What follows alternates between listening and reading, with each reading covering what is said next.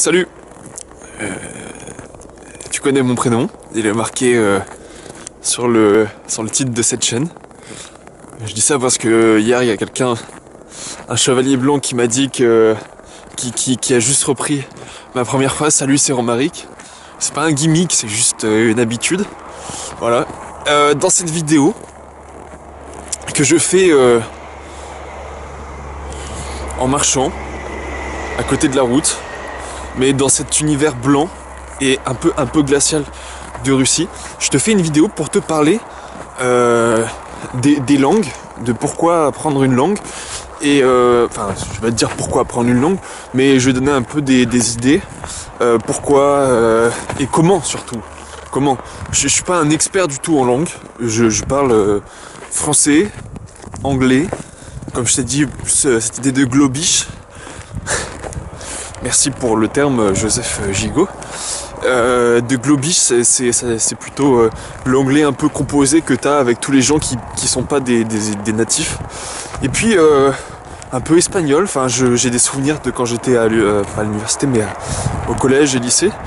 Et là j'ai décidé d'apprendre à parler russe. Et c'est rigolo en fait, c'est un challenge et je me rends compte à quel point ma façon d'apprendre ce langage est influencée par mon ex-travail d'il y a une semaine qui était le développement web. Et comment j'ai façonné un peu ma manière de réfléchir et d'apprendre, de me déplacer dans une langue, un langage, en fonction de justement cette expérience dans le développement web. Bon, pourquoi apprendre un langage en fait? Je suis pas sûr d'avoir des bons arguments et quand bien même, je sais pas si on peut argumenter dessus. Apprendre des langages c'est sympa parce que déjà ça te permet de t'exprimer avec des gens.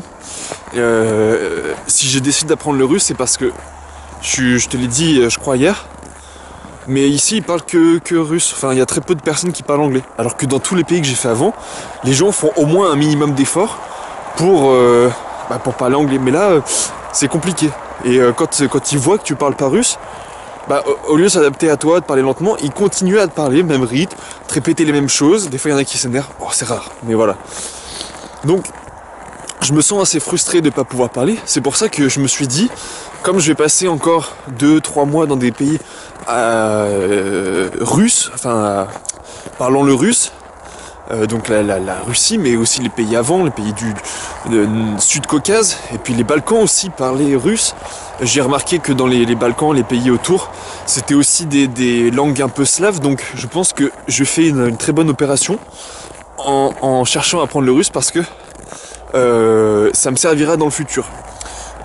Soit simplement pour communiquer avec des gens, soit pour simplement un peu justement façonner ma manière de penser, parce que il m'arrive des fois de penser par exemple en anglais, parce que les mots, parce que je pense en mots, la plupart du temps je pense en concept, non la plupart du temps je pense en mots, j'aimerais penser qu'en concept ça me ferait gagner du temps, et ça me permettrait d'aller plus profond dans la réflexion, mais la plupart du temps je réfléchis en concept, en mots, et l'anglais comme c'est des mots plus courts me permet de formuler des réflexions un peu plus simples dans ma tête, et des fois je me surprends maintenant que je suis fluent à réfléchir en anglais. Donc je suppose que plus tu apprends des langages et plus tu apprends, tu étends ta façon de réfléchir, de formuler des idées, etc. Et potentiellement la construction, la syntaxe des phrases peut te permettre d'aller de plus en plus loin dans ta réflexion en composant des langues un peu mixées, voilà, ton langage conceptuel intérieur est mixé. Tout ça c'est du théorique, hein, j'en sais pas grand chose en vrai, mais voilà. Un autre pays qui apparemment, enfin les pays en ce temps, je crois que Kazakhstan, Kyrgyzstan, ils parlent que russe, hein. Enfin c'est leur langue principale, ils parlent pas leur langue du pays. Puis bref, tous les pays autour de la Russie globalement parlent russe, voilà. Juste pour faire ma publicité, voilà pourquoi tu dois apprendre le russe. Un autre aspect intéressant à apprendre la langue, en plus d'augmenter tes idées, de pouvoir t'exprimer, c'est que c'est un petit challenge en fait. C'est un petit challenge pour ta tête. Ça t'occupe. Moi je fais ça par curiosité, parce que ça fait longtemps que j'ai pas appris une langue et surtout c'est la première fois que je l'apprends par moi-même. Enfin je l'apprends par moi-même, j'utilise Duolingo pour la base, pour me faire rentrer dans la chose. Ensuite je suis curieux, donc je vais sur internet quand il y a des trucs que je comprends pas, je vais plus en profondeur. Et puis aussi je parle avec des gens, des étudiants en russe qui apprennent le russe, qui sont là pour faire leurs études mais qui apprennent le russe.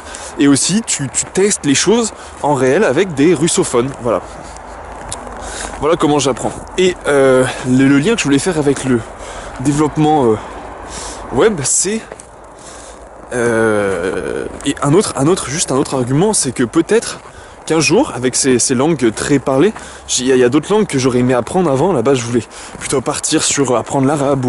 Et là, j'ai aussi rencontré pas mal de chinois. Je me suis dit, ça serait sympa d'apprendre le chinois parce que c'est des langues qui sont vraiment étendues, tu vois, comme l'espagnol.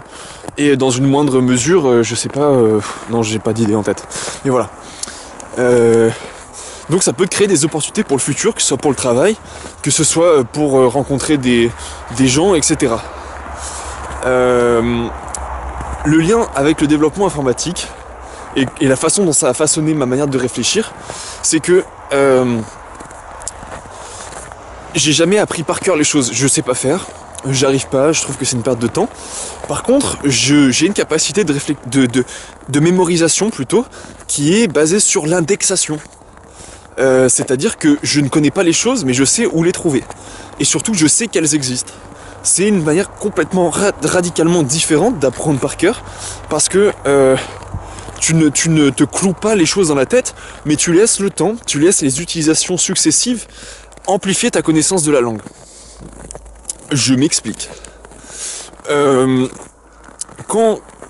je vais t'expliquer surtout pourquoi c'est la meilleure manière pour moi de faire.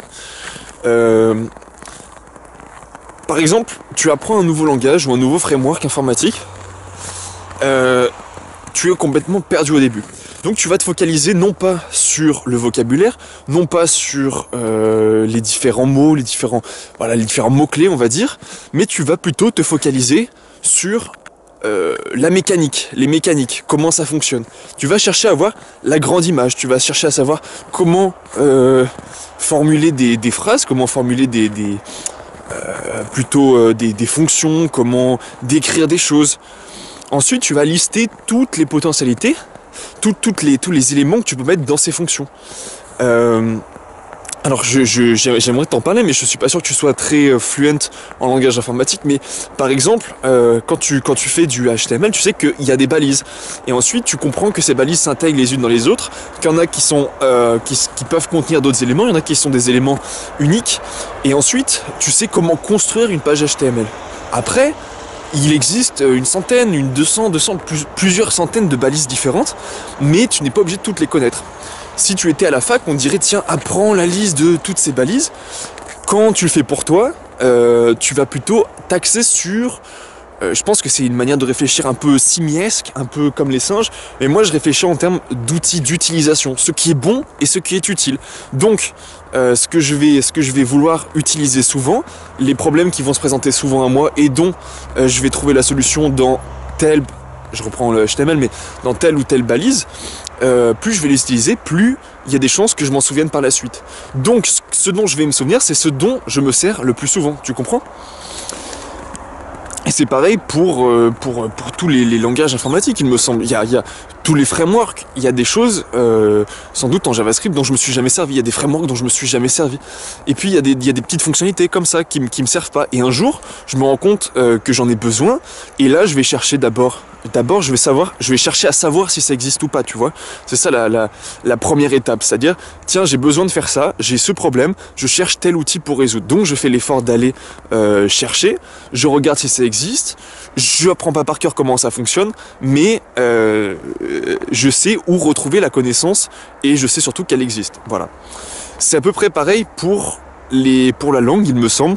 Tu vas dans la vraie vie de tous les jours, tu vas avoir besoin de certains mots pour t'exprimer, pour te faire comprendre.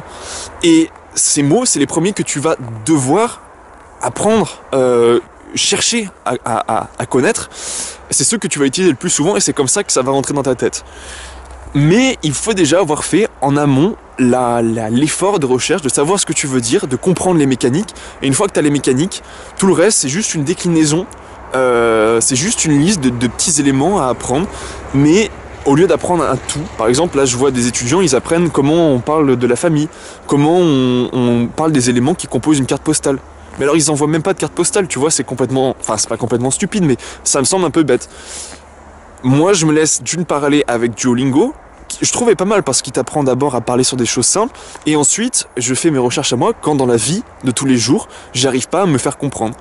Tu vois, la différence c'est, je cherche l'utile, je sais où chercher, j'ai un carnet où je note tout, et puis j'ai Google Translate, tu sais, avec les trucs téléchargés, donc je peux chercher dès que j'ai un souci, et je me souviens petit à petit, à force d'utiliser les mêmes choses, comment parler, comment dire les choses. Et puis il y a les gens qui vont me faire un feedback, me renvoyer une émotion, ça les fait rire, c'est-à-dire que je me suis mal exprimé, ou ils me répondent, ils sourient, waouh, ça veut dire que j'ai réussi à me faire comprendre par eux, et ils apprécient, et tant mieux. Tu vois, c'est aussi un des effets positifs d'apprendre la langue, c'est que les gens apprécient que tu t'intéresses à leur culture, à leur langue, machin, etc. Ça peut t'aider à avoir des choses, des petits cadeaux, des petits trucs comme ça, des petites attentions.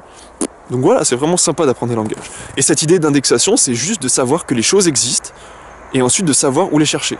Tu vois ? Tu connais les fonctions, mais tu connais pas la forme. Tu connais le fond, mais pas la forme. Et à mon avis, c'est la meilleure manière de faire, puisque les choses dont tu vas te souvenir, c'est les choses qui te sont utiles le plus souvent. Voilà. Sur ce, je te laisse, car d'une part, je n'ai plus de batterie et je crois que j'ai fait un peu le tour du sujet. Je te laisse avec une dernière petite vue de ce paysage neigeux. Il a reneigé aujourd'hui. Et voilà.